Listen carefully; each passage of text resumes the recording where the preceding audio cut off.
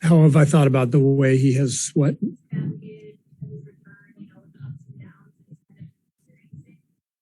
Yeah, I mean, I think overall he's played really well. I think he's been up and down, though. You know, he hasn't been consistent within that time because I think emotionally he wants this so badly that he tends to press a little bit, and so that's the biggest thing we're trying to help him with is just to relax a little bit and understand that trying a little less hard sometimes is a good thing. You know, he just wants everything back right away, and it doesn't work that way. I mean, how challenging is it for you as like the coach to be able to tap into somebody that's just so competitive and so confident to try to reel him back a little bit and say, you know, let's slow it down? Or yeah, I mean, if it were the other way around, you'd have no chance. You know, if you have to motivate people at this level, you're in big trouble. So I'd way rather have this set of circumstances where a guy's just so competitive and has set such a high bar for himself that our job is to get him to relax a little bit. But, you know, he's just really hard on himself and wants to be spectacular every night. And he just needs to, as I said, just be solid. And I think he'll get to that point. It's just, you know, he's been out for a long, long time. How did Andre get through the last few days? And do you see his minute count going up? Is he somebody you're still looking at as a real live option who can close some games? He came out fine from the other night. I don't anticipate bumping up his minutes at all tonight. I think he'll rest tomorrow. So we're just going to continue to be very cautious with the idea that we'd like to have him, you know, throughout the playoff run. And so we've got to really think big picture and not overdo it with him. You're going to stay with Looney and normal, I guess. Yeah, same lineup. Yeah. Is that, you know, Gobert's on the floor? Is this kind of more your traditional look, you would say? This is the lineup that I'm most likely to stay with because it gives us the best chance to establish a defensive mindset from the beginning. You know, we took a look, obviously, last week at some different stuff, especially without Steph. We were interested in what it would look like to start in a different way. But we came to the conclusion that this was our best bet defensively, which we had to reestablish, which I think we did against Phoenix, and hopefully that'll carry through to tonight. And then when Steph does come back, you know, that's the lineup that started the first half of the season when we played at a really high level. So there's no reason why we can't continue to play that way once Steph has returned. Kuminga certainly has had some of his minutes cut back. Understandably, you're going into the playoffs here, but what do you base that on when you're deciding whether you put him back in a second time and a half? Are you looking at more the offensive side or more the defensive side with him? Both. Yeah. I mean, it's more just, you know, are we flowing while he's out there? You know, we'll you know, more than likely give him a look and give him some minutes. And if things are going well, stay with him. If not, we'll go to a different lineup. And but it's not, you know, it's not easy or ideal for him, but it's just the reality of where we are right now. Steve, I think Donovan, Mike, Jordan are all shooting in the 30s, if not sub 30% against you so far this year. Has that been traditional of what you've done against most guards this year with your group? Or if so, why have you been particularly good against these three guards this year? Well, not lately. Last couple of months, we have not been great defensively, but you know, first 50 games or so, we were number one in the league. And I think, you know, we felt comfortable and had a lot of continuity within the schemes that we play. Wiggs has done a great job on the ball, and then Draymond and Loon are really good, you know, behind the ball.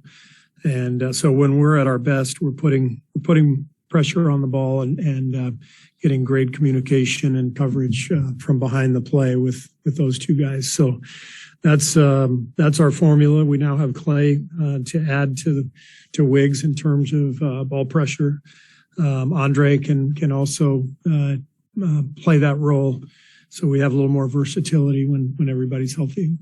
I was surprised prepping. I mean, a bunch of your offensive numbers are still below average, and I understand Steph's out, but for the whole season, is that just continuity, or do you have something you look at on why the offense has never hit the throttle yet this year?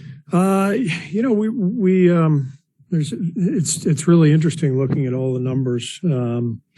I think it's lack of continuity because if you look at the advanced stuff, our expected points per possession, expected effective field goal percentage are all really high, like top 3, top 4 in the league. The lack of continuity, though, I think has hurt us because, it's one thing to get an open shot out of rhythm, like where the whole team is in sync and it's a swing. It's another thing to get an open shot when you haven't really established rhythm. And so I think that's more it than anything. The offensive struggles. It's just, we've had a lot of different lineups out there, particularly over the last 6-8 weeks. And the other night felt right to me, just with Andre back, with Draymond back at playing at a high level. It feels like our team kind of came back that night. I hope that's the case and that carries through to tonight. But if so, then I think our offense will pick up too. What's that? QSQ or shot location stuff? Like I couldn't understand. QSQ or shot location reference? Pabel, our analytics guy. Yeah. So I have no idea what he uses. I use Pabel. So for a while, they looked like Bielitsa obviously wasn't getting minutes. He was getting some DMPs, but now he's playing solid minutes, even I think 19 minutes last time. Mm-hmm.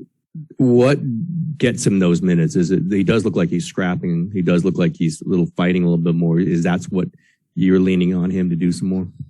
Well, he gives us spacing. He gives us passing. He gives us fluidity offensively. There's a connection. I like the combination with Andre and Belly and Otto. Those guys are really good together. You put Gary in there and Gary kind of works the baseline and you got 3 guys on the perimeter. Maybe Jordan and pick and roll. That's a really effective lineup for us.